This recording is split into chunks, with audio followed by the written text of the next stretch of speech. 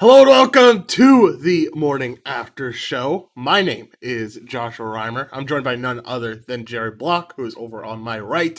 And we are here to talk about everything that is happening in the sports world because, well, there is a damn lot happening in the sports world, whether it be everything going on in the NBA, got some NFL news yesterday that shook the league, and then we have UFC coming back. We have the UFC Package coming back today. So I'm super excited. I'm pumped up. Jay Coos, subbing for 17 months, almost half a year, or year and a half.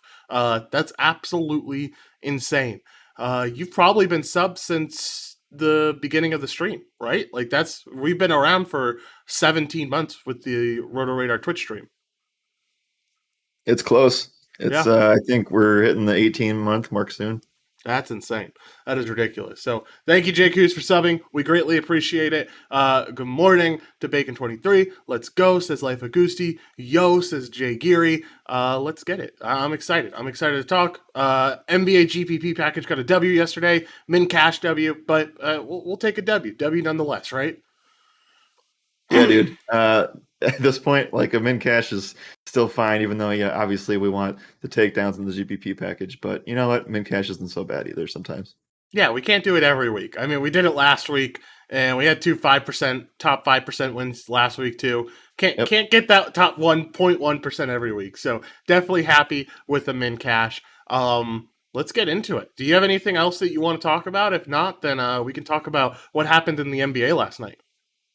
Yeah, just a quick shout out to Bacon. He got his Justin Jefferson jersey last night from the Christmas stream. So Very nice. Appreciate you, sir. Post it in the NFL chat or good skill. I want to see it.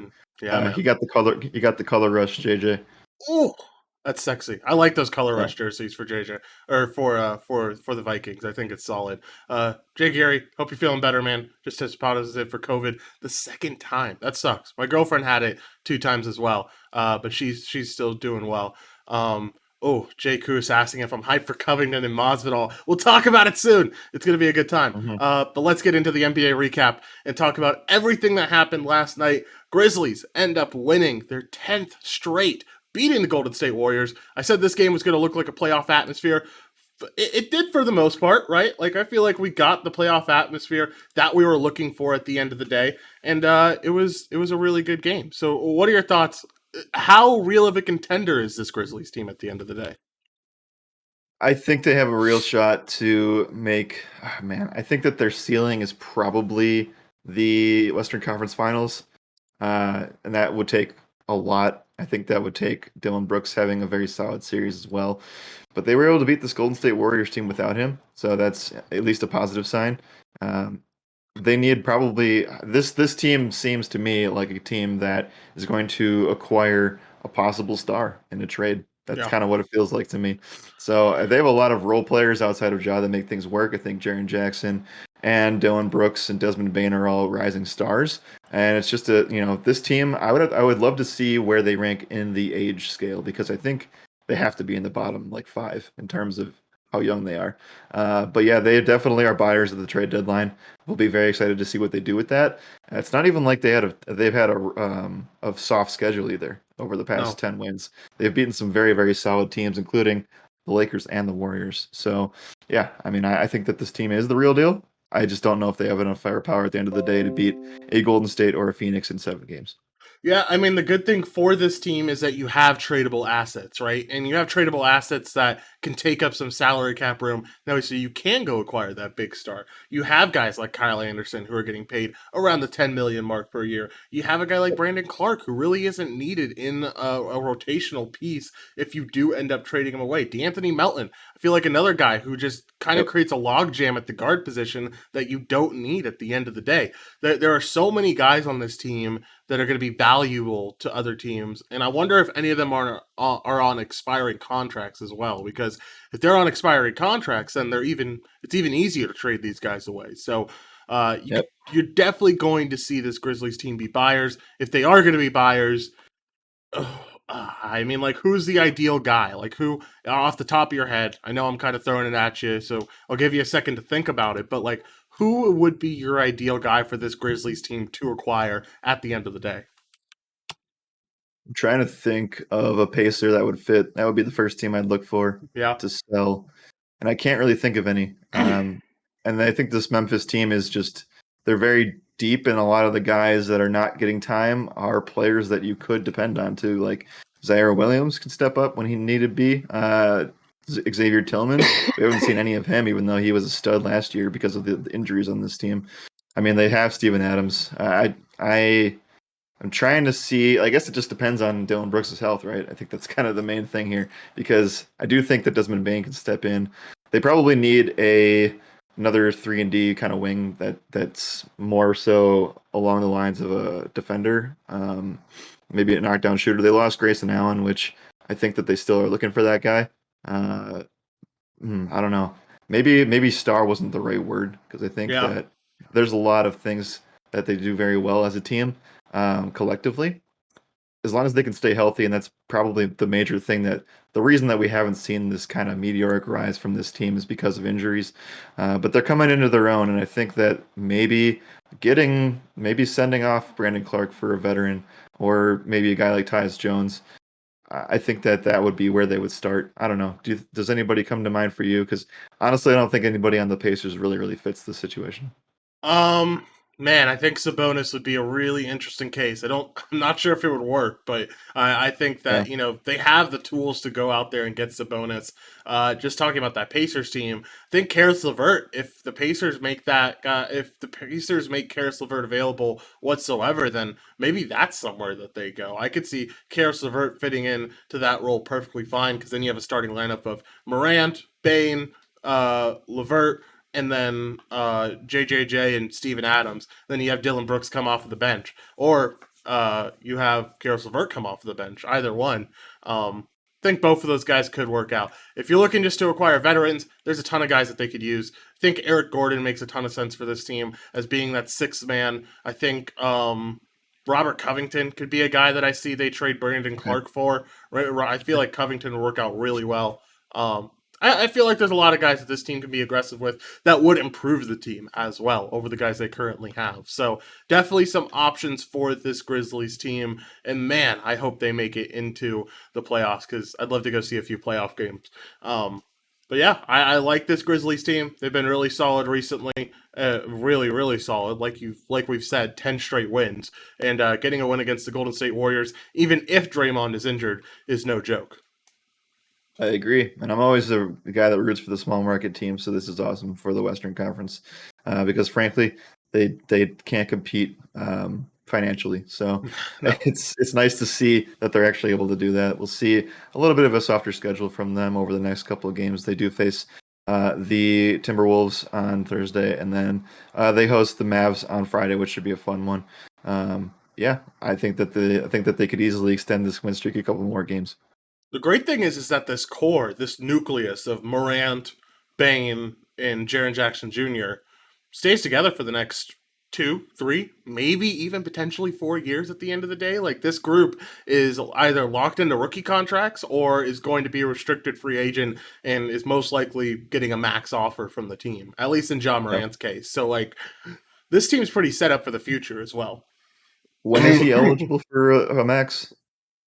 Morant? I Yeah. don't know if it's this year or next year, but it's soon. Well, I'm trying to think. It would have to be next year that he gets off of his 4-year rookie deal. Okay. So Fair after enough. I mean, that, in he will be an 2024, all-star this year too, so that's going to make things even more insane for him. dude, his contract is going to be insane when you look at that extension. It's going to be a lot of freaking money for John Morant. All right, let's keep talking about the NBA, though. There was plenty more that happened last night, including the 76ers getting a big win. Well, they continue to get big wins. They got a big win against the Rockets. We've now seen them win 7 straight. They've dealt with a ton of injuries. They've dealt with COVID. I know Tyrese Maxey has been out for some time. But while the Grizzlies are the hot team in the West, this team is competing to be that hot team in the East. I think there's a few teams that you can say are that hot team in the East, but 76ers are definitely making their case. Yes, and we'll be talking about them heavily on today's On the Roto Radar podcast at 5 o'clock Eastern. They host the Hornets tonight, and what I expect, and I haven't even looked at this, but I'm sure it's the most popular game on the slate by far. Embiid for 70 FanDuel points tonight. Book it, baby. It's Yep. happening. Yep.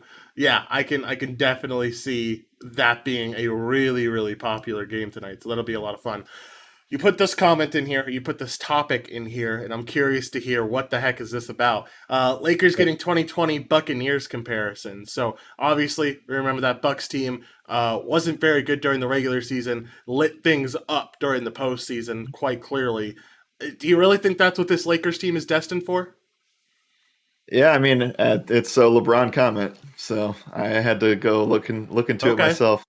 LeBron, actually, we didn't cover this much when it happened, but LeBron told his teammates at the beginning of the year, before they even had an official practice, like a team meeting at his house or whatever the case may be, he told them that it seemed like they were built to be Tom Brady's Tampa Bay Buccaneers from 2020. So that's where they came into the season with, and then I guess Carmelo Anthony highlighted it over the weekend as well during a press conference.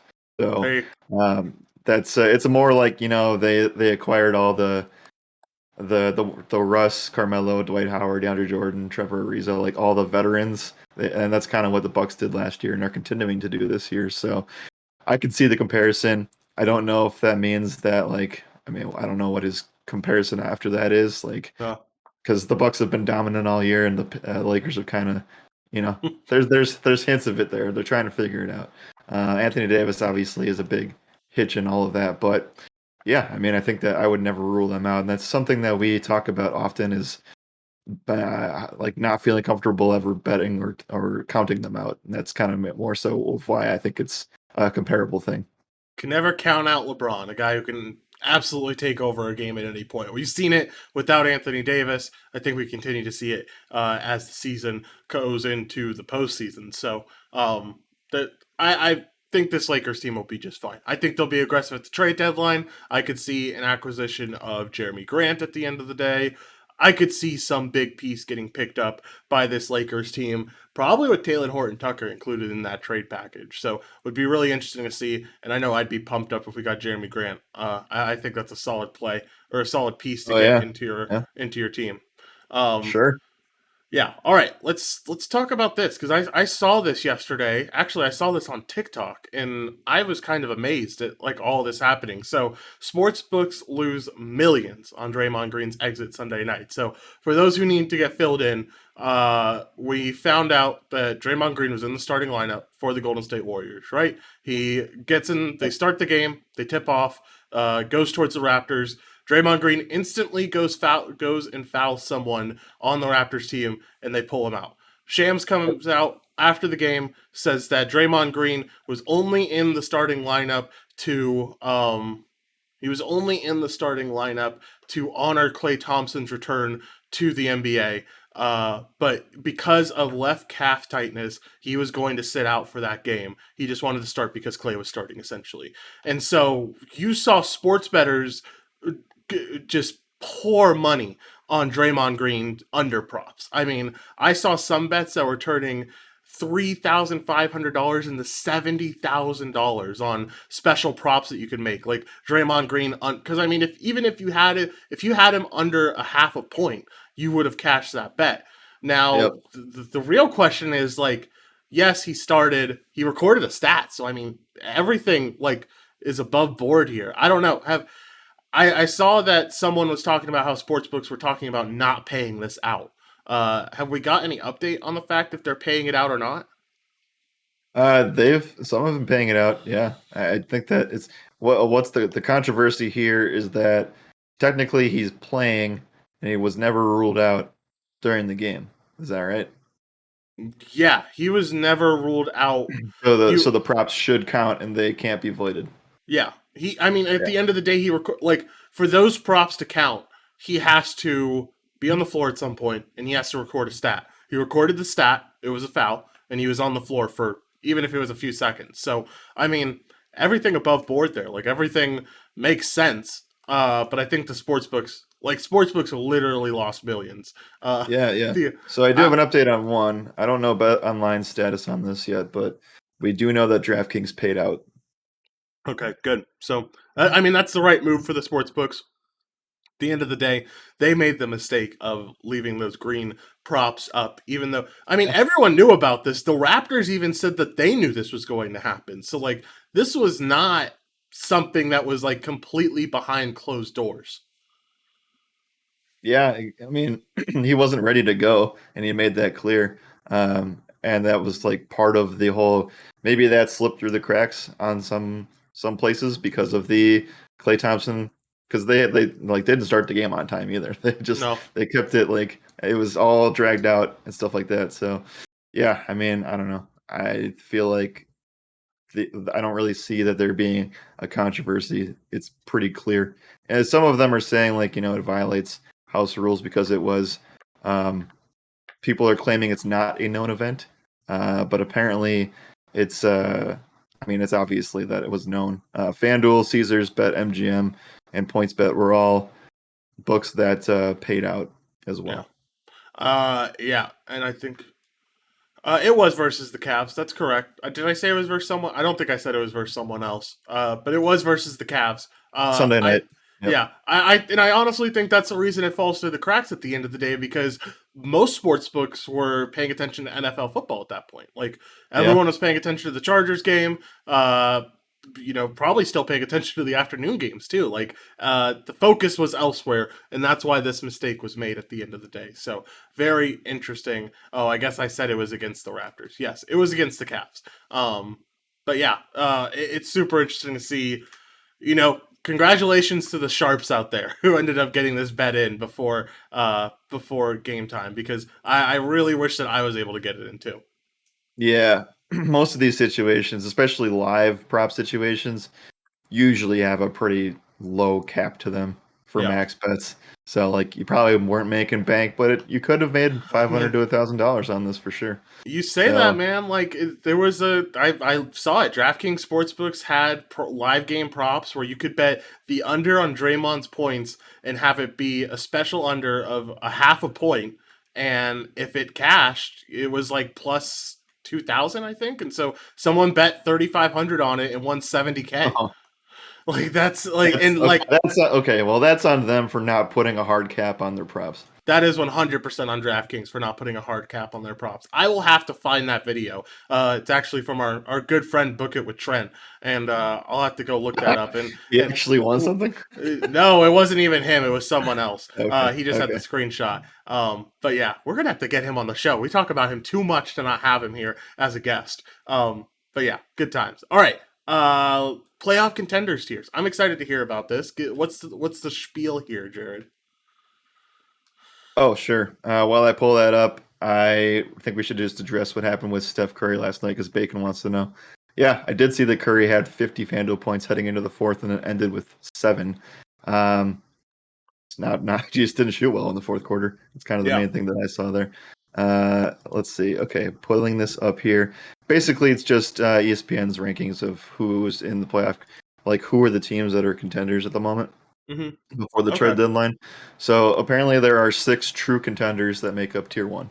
And those Okay. teams are the Brooklyn Nets, the Milwaukee Bucks, the Chicago Bulls, the Golden State Warriors, Phoenix Suns, and Memphis Grizzlies are the top 6. Wow, I'm surprised the Grizzlies make that list. That's a pretty crazy list to be a part of, but if they're making that list, I think that's really solid. Um, yeah, definitely interesting. I don't know what to think about the Grizzlies being on that list. Do you see any frauds on that list personally?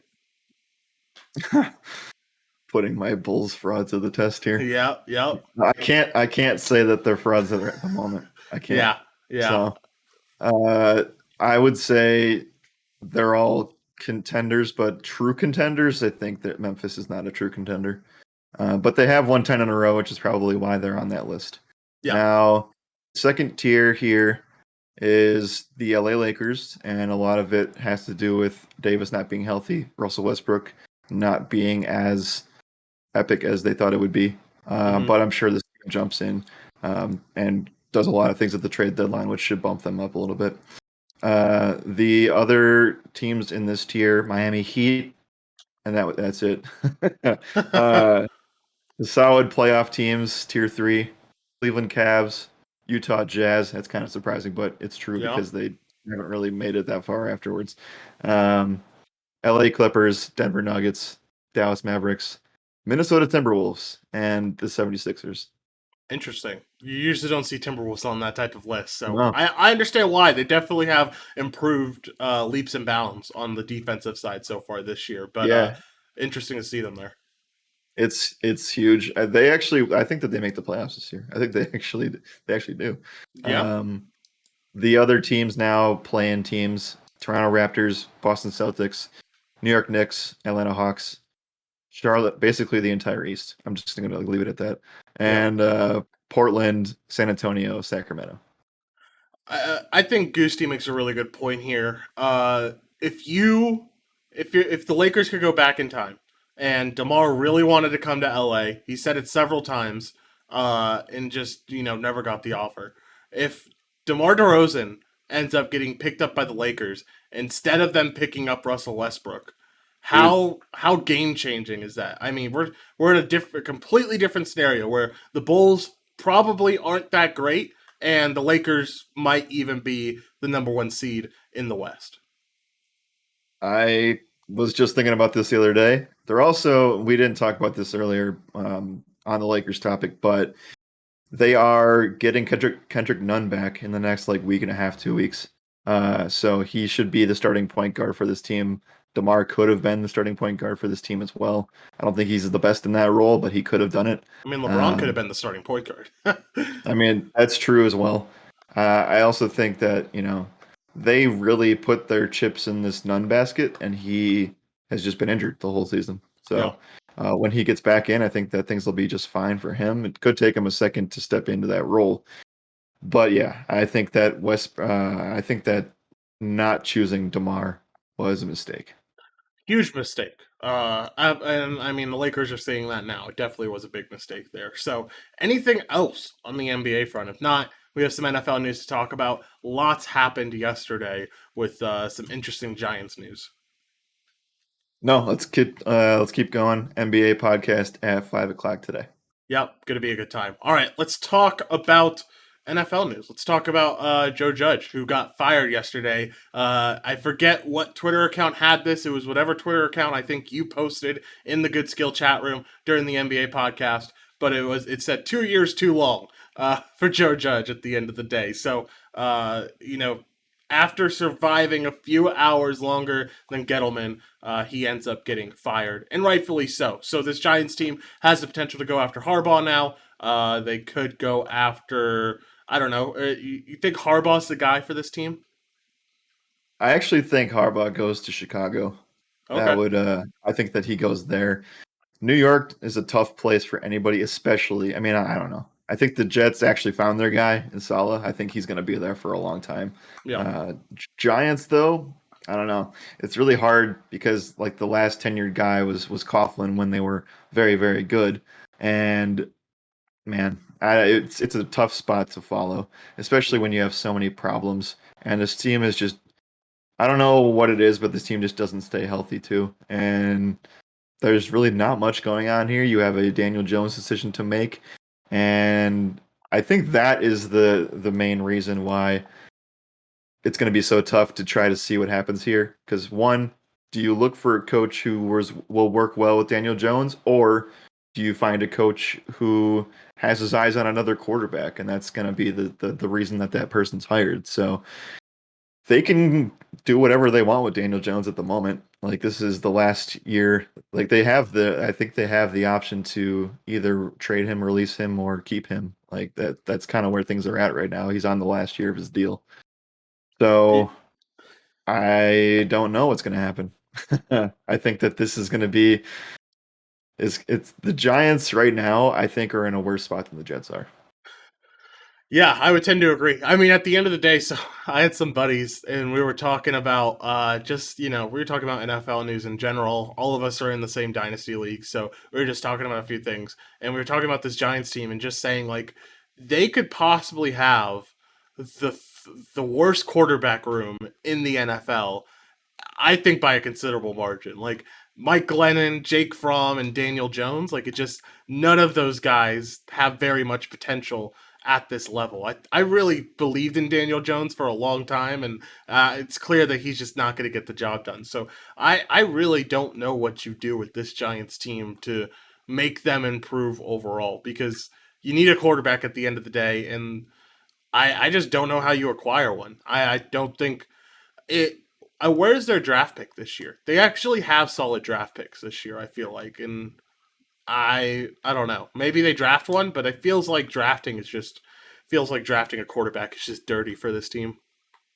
Well, that I mean, like they used a pick on Jake Fromm just last year, so Yeah. I mean, yeah, like it's. I mean, they have the number 5 and number 7 in the first round, so they can do a lot there. But I think that they. I don't think that they would use those on a quarterback. Hopefully, Hopefully. so I don't know. I mean, that'd be a huge reach. I remember watching the draft that Jones was in a few years back, and he was a huge reach at that point too, right? Like he was projected, I don't know, he was projected like 10 to 15 slots behind where he was selected from the Giants. So at that point, we all kind of laughed and were blown away by that pick because there was so many other studs still on the board. So you made him your guy. He turned into the most turnover prone quarterback in the league the last 3 seasons. And none of his, I mean, it sucks because he does get blamed for a lot, but he does make a lot of mistakes.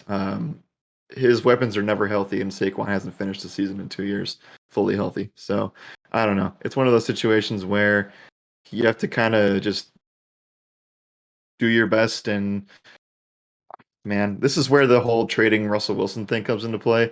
Even though I don't think that he's on the table for this team anymore. So yeah, okay. I mean, they have a few first round spots that they can get to. Like I said, they already had the number 5, and they acquired the number 7 from Chicago in the first round. As far as second round picks go, they they're okay. They aren't stacked like some other teams. Like Philly is the team that's stacked in the first round. But yeah, I mean the Giants. You kind of wish that you had a little bit more to work with here, but 5-7 is definitely a decent start for this team for rebuilding. So to answer your question, I don't really know what they're going to do with Daniel Jones, but I think that as far as coaching goes, whoever they bring in has to have some sort of strategy, whether it's keeping him for one more year, because I do not think it's a good idea to sign him, or you kind of put your faith in either drafting a guy and tanking again, or you start Jake Fromm and see how it goes. Yeah. So the thing that I'm looking at here, who knows how true this is, or it's not true. It's a mock draft by some news article, I think, but uh, they say they see Kenny Pickett going number 5 to this Giants team.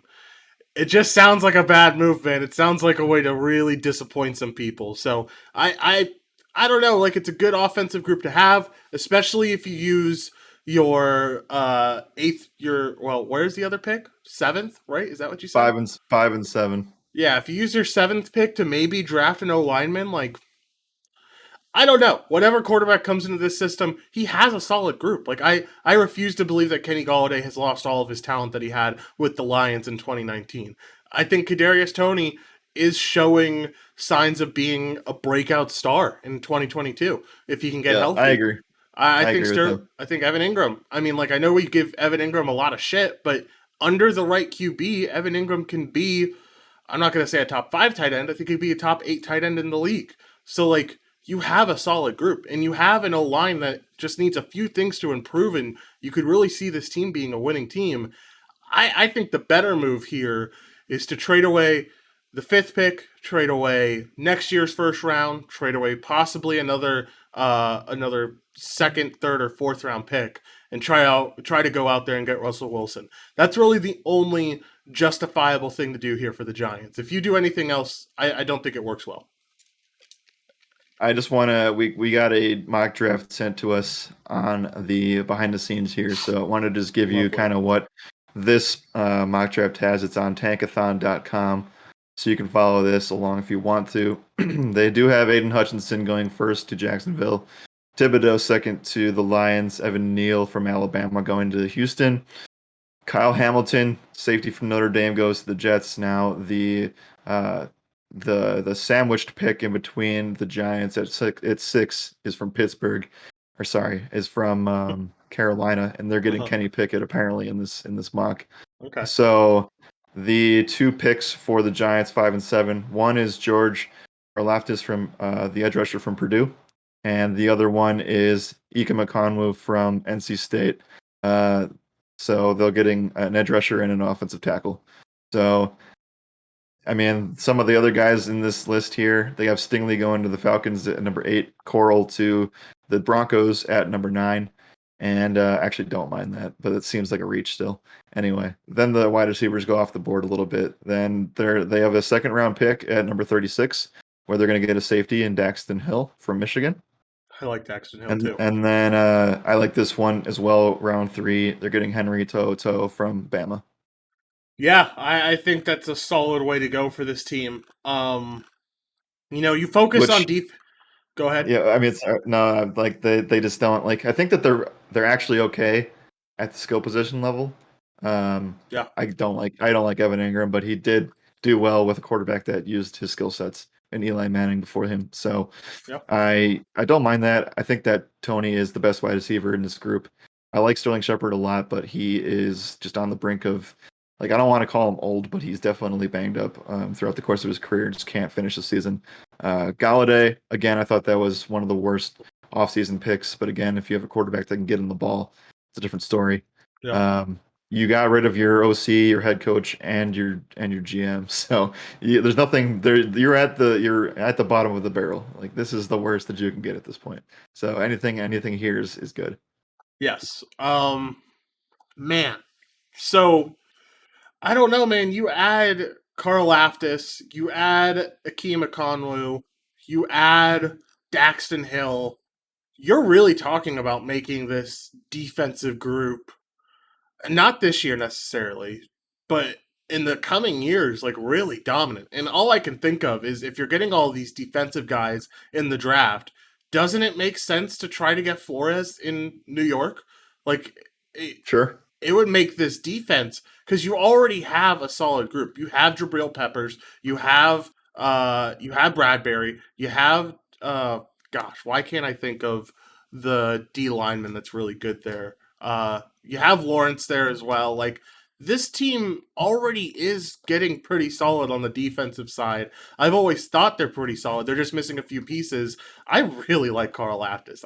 I've watched him a lot this year, and I think there's a real conversation to be had that by the end of next season, he could be over Aiden Hutchinson and he could be over Kayvon Thibodeau. Like, that's how much I believe in Carl Aftis. So, like, I like Carl Aftis. I like the Akeem Akonwu pick. Maybe instead of Akeem Akonwu, you end up going with I know it'd probably be a little bit of a reach, but imagine Nakobe Dean on this team. Like, if you add Yeah. Nakobe Dean at that 7th pick, he'll be there. You can take him. I feel like it's a good place to spend that pick. So, really, really interesting what the Giants can do. You could really see this Giants team be, I'm not going to say a top team. You could see them competing for a wild card at the end of 2022 if they use this draft correctly, because having the 5th and 7th pick, you can really get a lot done with those two. I have a few things here. I think you were referring to Dexter Lawrence, right?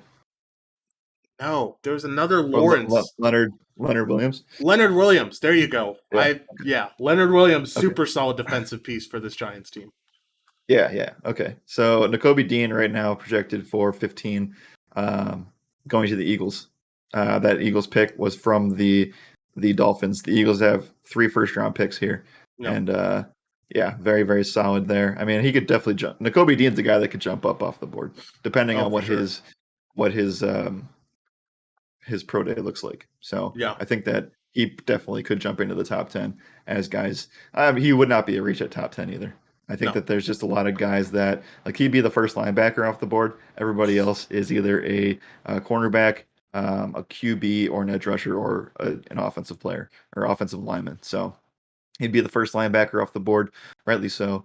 Anyway, that was that. The one thing that I wanted to say, super long shot, but I still think that this team If they get Brian Flores, there's a very long shot chance, but there's a chance that they get Deshaun Watson.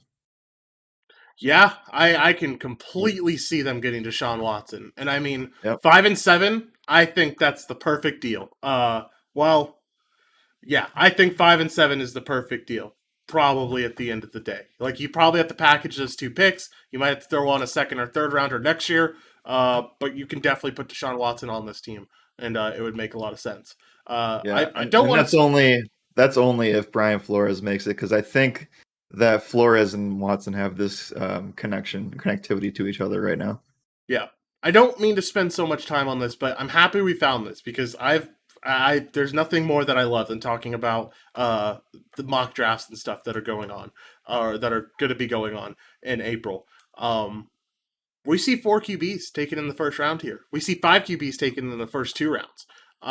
We've talked about it a lot. Feels like it's a mistake, but you look at where these guys fit in, right? You see that, Kenny Pickett going to Carolina, having Christian McCaffrey, having DJ Moore, having Robbie Anderson, if he could have any sort of bounce back year in 2022. You see Matt Corral going to the Denver Broncos and seeing him, getting Jerry Jeudy, getting Cortland Sutton, getting Noah Fant, getting, maybe Melvin Gordon, but probably not, getting the running back there. And then you also see Malik Willis going to the Steel. Like, as much as we hate on these QBs getting drafted, I feel like you could really see QBs surprise people because I think some of these QBs could really end up doing well just because of the weapons that they're surrounded with. You look at the skill position groups that these guys come into, all of them are getting like top 20 receivers. They're all getting a top tier running back.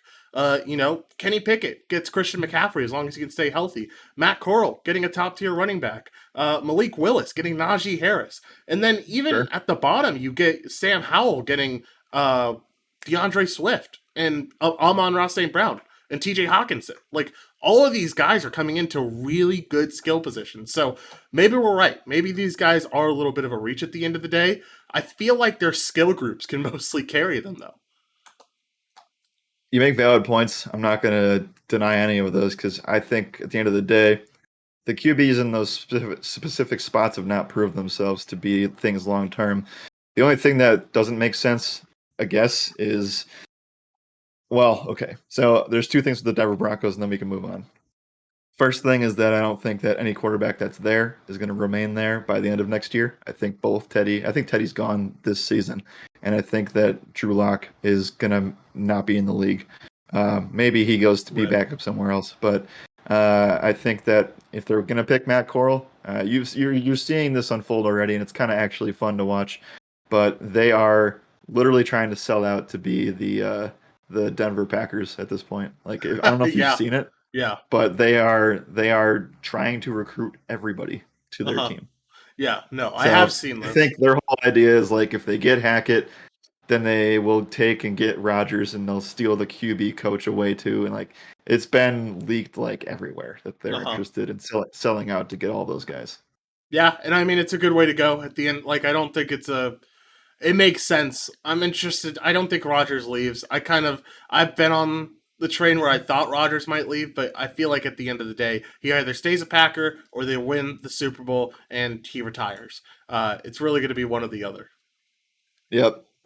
Speaking of Rodgers, we'll just move on here and talk about what he said during Pat McAfee's show yesterday. Yeah. Basically, it was a fun thing, so we can't play it for you, but just go back and watch if you guys haven't seen that yet. He basically went off for like 5 minutes on the fake report about him sitting out for the Super Bowl. It was really entertaining. Go ahead, go watch yesterday's segment. That specific part's like 5 minutes, but the whole interview is like an hour. So you can go and see that. He came out and said that he's never going to be a sideline reporter, never going to be involved in the NFL product once he retires. And he said he wants to be away from the game, just like Favre before him. And he did say, though, that he might want to coach high school football at some point. But that's pretty much it. What did we just see here? Oh, yeah. During the interview, he said uh, he would never he would never ever do a QB sneak on 3rd and 9 as a shot to Joe Judge and Daniel Jones. He said if Matt LaFleur ever called that one, let's see what happens. That shit ain't flying. Yeah, I don't blame him for saying it. That's a pretty piss poor call, but it is what it is, and happy to see that he wouldn't accept that type of call because I don't think any QB in the league should accept that type of call. All right, we have a lot to talk about. Sorry that we spent so much Yeah. time on that mock draft. I just have a lot of fun with those. Let's go over a few last minute things. Tomlin said to reporters that he fell asleep during Sunday Night Football, which kind of blows my mind. I mean, that game goes into overtime. You could lose your playoff spot, but he said at the end of the day it was probably best that he ended up falling asleep instead of stressing about it. I thought that was really funny. Browns expect Baker Mayfield in 2023 after injury recovery. We've talked about this. Doesn't really make much sense to me, but it'll be interesting to see if Baker can right the ship for the Cleveland Browns. And then Lions and Jets coaching staffs get picked for the College Football Senior Bowl.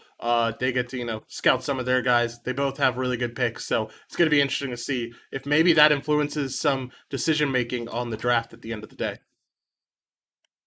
Yeah, I just thought I added those things in there as kind of funny tidbits, especially Yeah. Lions and Jets coaching staff things, because that's fun. That's a lot of fun. All right, let's talk about something even more fun. Talk about the UFC launch that's going on today. We are launching the UFC package. We launch a new UFC package every year. So this is the 2022 UFC package, and it is going to be going live at 1 Central or at 2 p.m. Eastern. This is our first year of having a season pass channel, which I'm really excited. I'm going to be doing a lot of fun things with it. I will say there's going to be a ton of value in that season pass chat compared to there's obviously a lot of value to any season pass chat at the end of the day, but this one especially, like I'm able to do so many fun things with you guys and so many informative things with you guys that it's really going to set this apart, I think, from any other season pass chat, and it's going to be a lot of fun. And let's talk about some of these fight cards in January, and let's see if you can mess up a few names here because I know that's what you were looking forward to last night when we were talking about it is messing up a whole bunch of names with me. There will be times where you could probably clip me for a lot of the season. Yeah, a lot of the season. I'm gonna have to have the Craig bot in every single time that we get into that season pass chat room. That way, so we can hear all of those missteps that you're gonna have. But let's talk about it. We can talk about the first one that we're going to have this weekend: Giga Chikadze versus. Gosh, I can't believe I'm forgetting the name right now. It's Giga Chikadze versus Calvin Kattar, the Boston Strong fighter, and Giga Chikadze has been incredible. So this is going to be a lot of fun. This is going to be a great fight. It's a great way to kick things off. There have been a lot of canceled fights due to COVID, but it's still going to be a really good one, in my opinion. Yeah, it's a nice way to start off the calendar year as we kind of got to get a little bit warmed up here for UFC, the actual pay-per-view that happens on the 22nd. So Yep. yeah, I'm pumped for it. Any other fights you want to break down? We saw that UFC 272 had a lot of changes and updates. Can we actually announce that right now? Yeah, we can announce that right now. Let's talk about those updates that we had. Okay, well, first thing we know is that Max Holloway is not able to fight in that fight specifically. He was scheduled for 272. I guess he aggravated a leg injury before he was able to accept this fight. And then obviously we have Covington versus Masvidal that got leaked a couple days ago. That is going to be the new headliner for UFC 272. I guess it's like I don't know. They announced it, so it's official, but it's not official yet. So I'd say it's 80%, 90% good to go. They just have to sign the paperwork. The really interesting thing about this is that like we saw it last year. We had a paper. This is going to be a pay per view. It's a numbered event, so it has to be. It most likely will be a pay per view at the end of the day. But we saw last year that we had the McGregor and Poirier fight as a pay per view, even though it wasn't a championship fight. Usually, these pay per view fights or pay per view cards always have a championship fight on it. Does Masvidal and Covington feel like it's to the level that McGregor and Poirier was at? Because for me, I'm not sure if it does. I'm excited for the fight for sure, but does it warrant being on a pay per view card and being the main event of a pay per view card? I don't think so. But maybe they stack the card enough, or Yep. maybe they're making up for a Max Holloway injury. Either way. Yeah. Um, So I mean, they're probably just like that's where the schedule fell in, and the January UFC cards is stacked, the pay-per-view one. So I know this is March 5th, 272.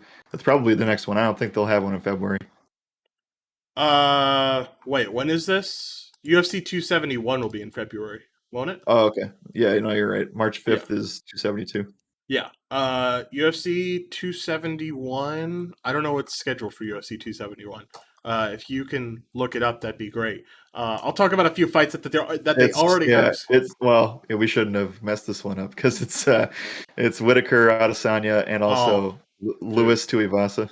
Oh my goodness, that's going to be a great card. I'm excited for that. That'll be a lot of fun. But just talking about this Covington Masvidal one, they're already kind of making it exactly like you said. Like they're stacking the card that way, so it's pretty well rounded throughout. We're seeing Bryce Mitchell get another opportunity. It has been a long time since we've seen Bryce Mitchell fight, but his last fight against Andre Fili, that was a really good win for him and really elevated him to a really solid level in the UFC, and a lot of people like him. He's a fan favorite right now. So Bryce Mitchell getting his chance against Edson Barbosa. This is his chance to move forward at 145, and it should be really interesting to see how he does that. Yeah, Mannion Farrow, who I called last year as being one of the best fighters at this 125 division and for the women's division, and she's going to continue to prove that she's one of the best boxers. I think one of the best women's boxers in the UFC right now. I mean, she has a lot of power. She can throw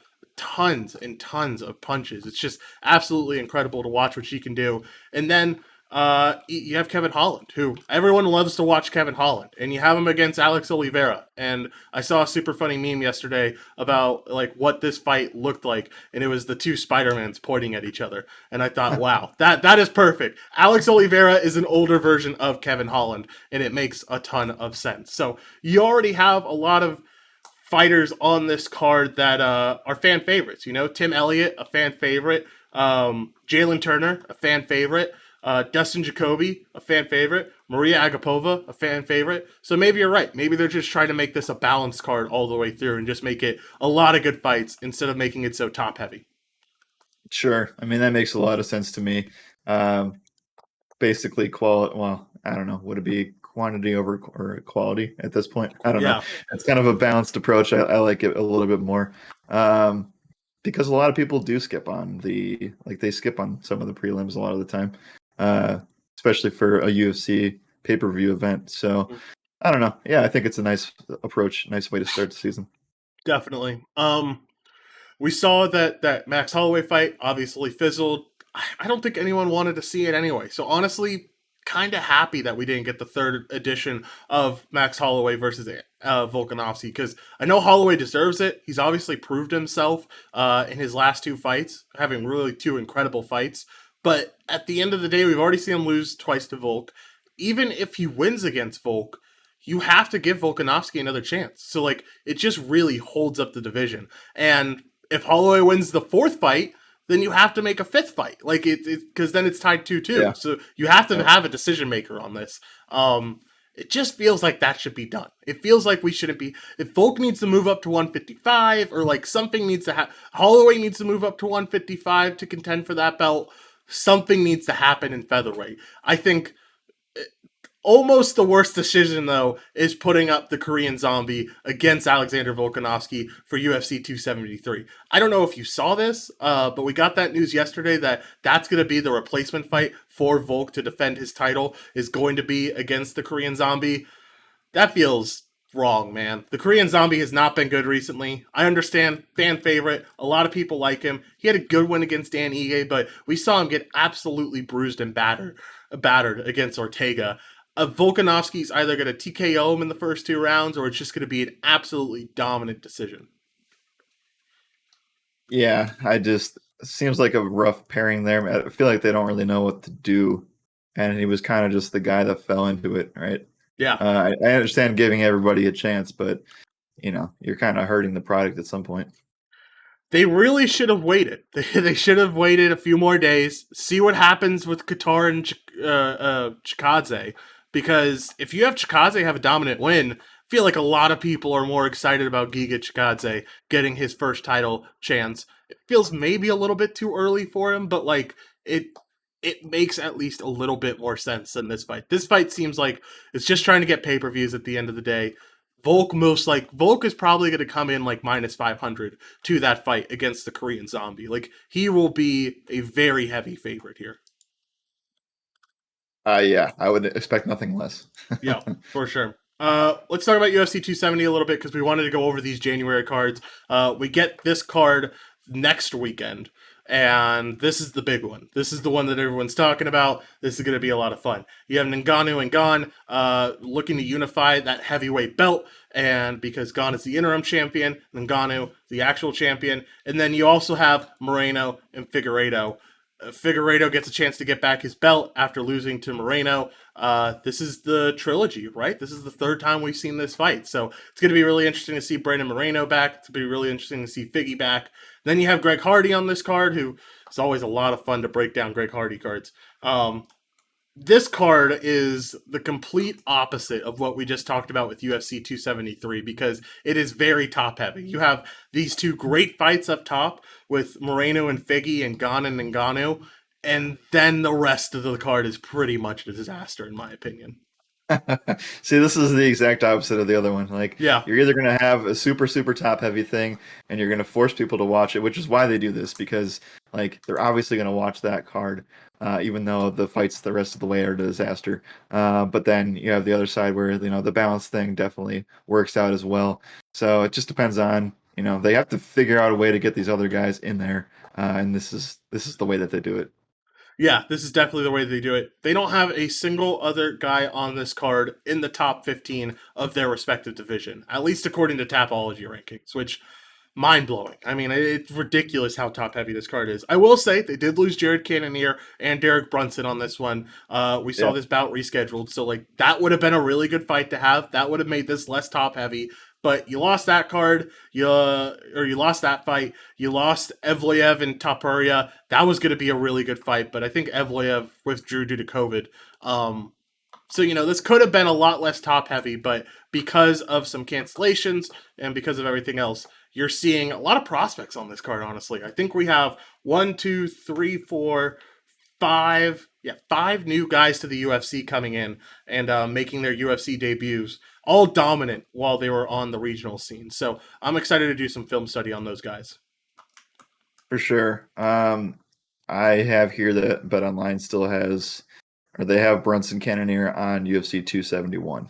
Yeah, that's probably right. And you know what? That's a better space to put them anyway because it's at the middleweight division. UFC 271 highlighting Adesanya and Whitaker. Probably whoever wins Cannonier and Brunson gets that next title shot against whoever wins, whether it be Whitaker or whether it be Adesanya. Makes sense. I don't think Yep. either of them can compete there, but I'd love No. to see it. No. Cannonier's already tried against Whitaker. We've already seen the fight. It doesn't work out. So Brunson definitely deserves his shot at the end of the day. I hope Brunson gets that win. But UFC is going to be a blast this year. I mean, it's the last year was huge, but this is the biggest we've ever seen it. Hopefully we're finally going to move some of these fight night cards out of Las Vegas. Hopefully we get into other parts of the world. We get some of these fighters in some positions to fight for their home crowds. And it'll be a lot of fun to watch. I mean, obviously not right away because of COVID. Most likely this stays put in Vegas for, I would assume, until the summer. But hopefully by summertime, we're able to get some of these fight nights elsewhere. And you're able to see some of these fighters with their home crowds, which will be awesome. Would it be incredible to see home field advantage for other parts of the world, especially Yeah. like Brazil? I know they did a card in Brazil last year or the year before. That would be awesome to see that. Anyway, let's move on. Guys, package for UFC launches in 2 hours, so make sure to head back to the Discord at that time, and we'll start hooking it up. We're also giving early bird access to some people that have already signed up this morning as well. Yeah, it's going to be a lot of fun. Bacon23, I didn't see his comment until now, and he said, heard Josh is taking the pass chat on a field trip to a fight in Las Vegas, and then he said he didn't say no to my comment, so I take that as a yes. I will say no to that comment, but we're still going to do a lot of fun stuff in there, and it's going to be a good time for sure. All right, anything else UFC-wise? If not, we can talk a little bit about esports and what happened yesterday. Nope, we're good to go here.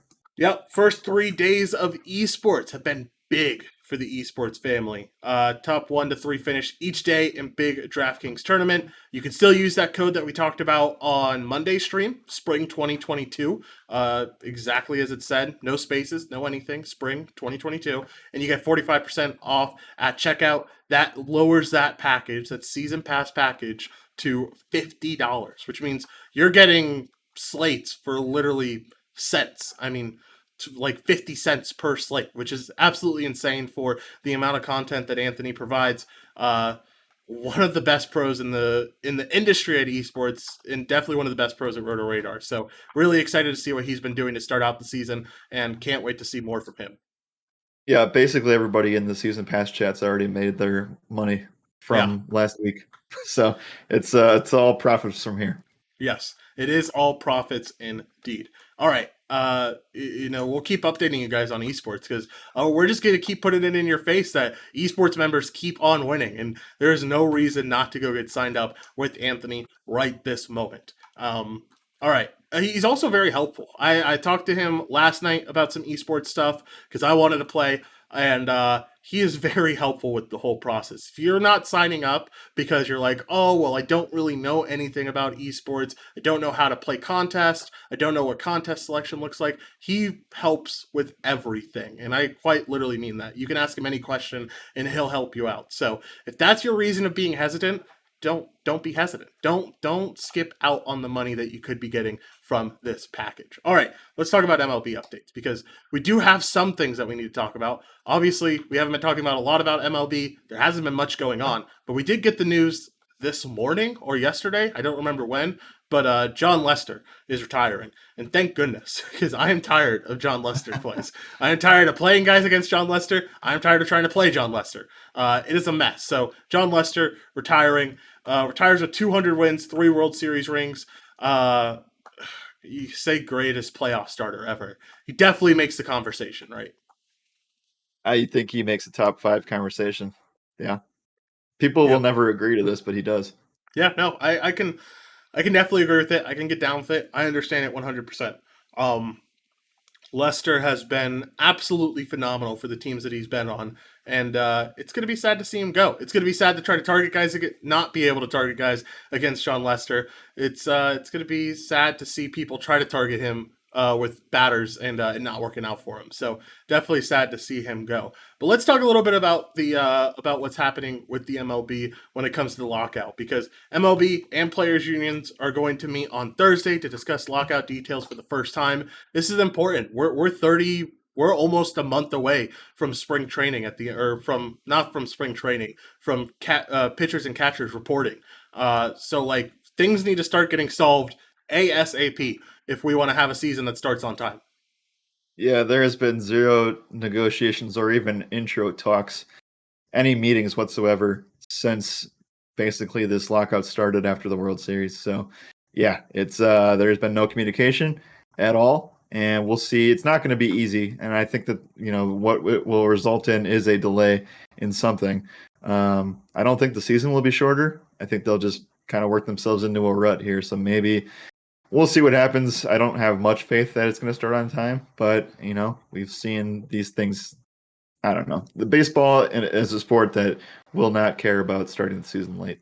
Not starting on time might be a blessing in disguise, because if it does start on time, NBA and MLB overlap for 2 straight weeks of regular season. And I don't know if you remember that hell from last year, but I do not want to go through that again. So maybe not starting on time is, like I said, a blessing in disguise.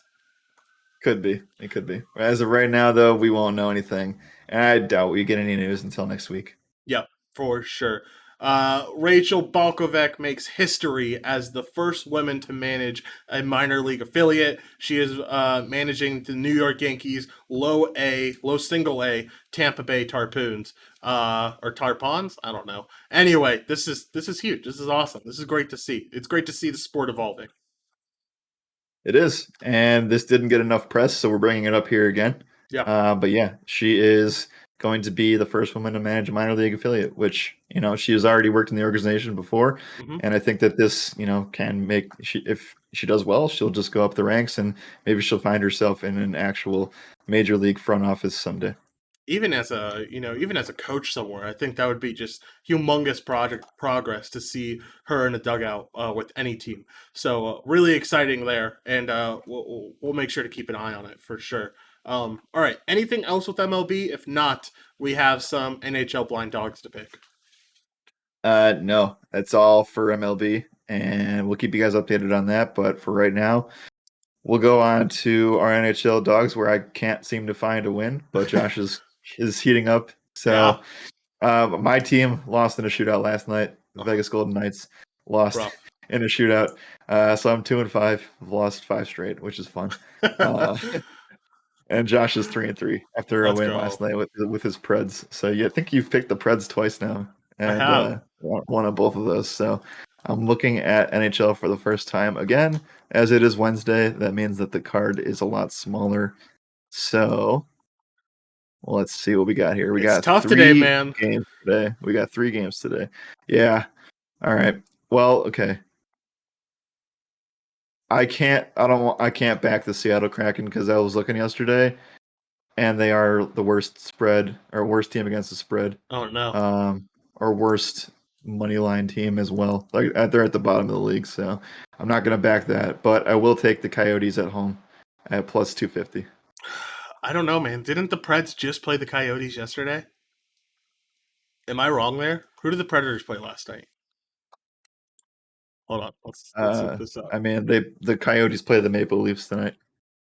So the oh no, I'm thinking of the Avalanche. I saw the A's. It just associated in my head. Okay, so I'm gonna back you on this because I don't want to take the Kraken now that you've said that, and I certainly don't want to take the Canadians because I don't know much about hockey, but I do know the Canadians are pretty bad, and the Boston Bruins are pretty good. So looks like we're both going with the Coyotes. Are we taking plus 1.5, or are we just riding plus 250 here? Boy, that's a good question. I've Yeah, lost 5 straight, so I feel like I should probably take the easier one. So yeah. let's Uh, take Arizona with the puck line here. Just so you know, the Coyotes are dead last in Oh, I the know. yeah, Coyotes dead last in the Central Division, and the Maple Leafs are the third best team. Yes, third best team in the Atlantic. So just to give you Yep. an idea of how much of a long shot it is, but hey, it could always work out. You never know. Blind Dogs is definitely ugly today. Are there any underdog mentality picks that maybe we can get behind a little bit more? Sure, I'd love to see where the Hornets are at compared to the Sixers. Yeah, let's do that. Charlotte outwinning or outright against the 76ers plus 175. I like it. Oh, give me this Nets team to get a W today. Plus 110 away from home in Chicago. I know it's a tough matchup, but Chicago playing on the second half of a back to back is definitely going to hurt them a little bit. I think Brooklyn can get the job done here. Hopefully, Kyrie's playing. I don't know. He was injured at one point. So hopefully, Kyrie's back. I know James Harden is definitely back. So that, Yep. at the very least, will be very helpful for this team. All right. Anything else here, Jared? If not, let's get some final thoughts and then get out of here.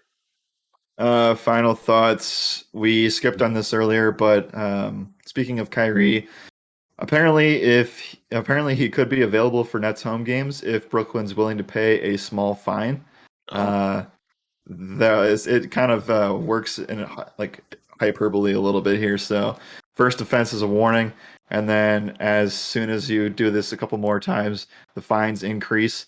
So anything over 5 offenses is a $5,000 fine per game. So like I as a mean, team that it's kind of chump change. I think that yeah. they should elevate this, but like I don't know. At what point do you say we're not doing this anymore, Kyrie? I mean, you You get probably just five keep thousand playing them. dollars for one courtside seat. Like, just Yeah. do it. Just get it done. Yep. Like, just pay it. Like at the end of the day, Kyrie being on the team it'll sell seats. Like you will probably get seats sold because Kyrie is playing again in New York. So just do it. Just pay the fine. Yep. That is certainly, as Bacon says, a way to piss people off. I Yeah, agree. That makes me mad. yeah. It makes me pretty mad too. So I understand it. All right. Let's get out of here, Jared. Like I said, any final thoughts before we get out of here? Nope. Just UFC package goes live in less than 2 hours. Yep, we're going to be releasing a promo code as well with that, and it's a pretty spicy promo code. I mean, this is the cheapest point that you will ever see for UFC with the whole season ahead of us. There was 44 fight cards last year. There's going to probably be 44 or more fight cards this year. If that is the case, and you use the promo code on the season pass, I'm going to have to do some math here really quickly. I guess I should have done this before I started talking about it, but promo code gets you the season pass at $125. If you divide that, you're getting each UFC card for $2.84. That's absolutely insane with the amount of content I put out and the amount of content you get with being in the season pass chat. So make sure, sign up. Don't want to lose out on those spots. I know we got pretty close to filling a season pass chat room last year, even though we didn't have one. I would hate for you guys to miss out. So make sure, pay attention, look out for that UFC launch code, and let's get rocking and rolling. As always, my name is Joshua Reimer. Good morning and good skill.